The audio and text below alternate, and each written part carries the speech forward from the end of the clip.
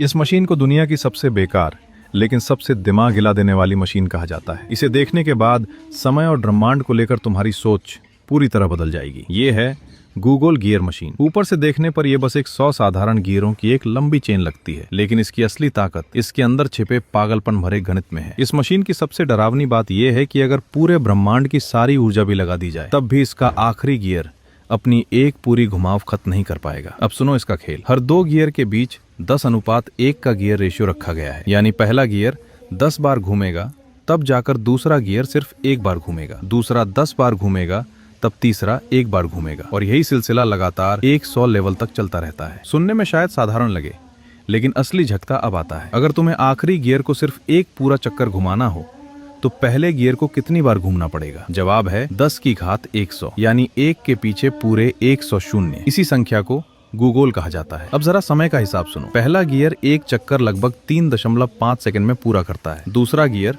करीब 6 मिनट लेता है, 5वां गियर घूमने में 10 घंटे लगा देता है, 7वें गियर को एक चक्कर पूरा करने में 1 महीने से ज्यादा लग जाता है, और 8वां गियर उसे एक पूरा चक्कर लगाने में 1 साल से भी ज्यादा समय चाहिए। अगर तुम पैदा होने से लेकर बूढ़े होने तक इसे देखते रहो तब भी शायद 10वें गियर को पूरा घूमते हुए नहीं देख पाओगे। मानव इतिहास की पूरी लिखित सभ्यता भी 12वें गियर के एक चक्कर के सामने कुछ नहीं है। यहाँ तक कि बिग बैंग के बाद से बीते 13.8 अरब सालों में भी 18वां गियर आधा ही घूम पाया है। और सोचो, उसके बाद अभी भी 82 गियर बाकी हैं, जो लगभग बिल्कुल नहीं हिले। कुछ लोग कहेंगे तो सीधे आखिरी गियर को हाथ से घुमा दो, लेकिन यहीं पर यह मशीन तुम्हारे दिमाग को तोड़ देती है, क्योंकि गियर रेशियो सिर्फ स्पीड कम नहीं करता, वो पीछे की तरफ रेजिस्टेंस को लाखों करोड़ों गुना बढ़ा देता है। आखिरी गियर को घुमाने के लिए जितनी ताकत चाहिए वो पूरे ब्रह्मांड के सभी ग्रहों और तारों की गुरुत्वाकर्षण शक्ति से भी ज्यादा होगी। मतलब अगर खुद सुनी वुकोंग भी आ जाएं तब भी इसे नहीं घुमा पाएंगे। इस अविश्वसनीय मशीन को डच कलाकार डैनियल दे ब्रुइन ने बनाया था, लेकिन इसका मकसद कभी आखिरी गियर को घुमाना नहीं था, बल्कि इंसानों को ये एहसास दिलाना था कि कुछ संख्याएं और कुछ समय इतने विशाल होते हैं जिनके सामने पूरा ब्रह्मांड भी छोटा लगने लगता है।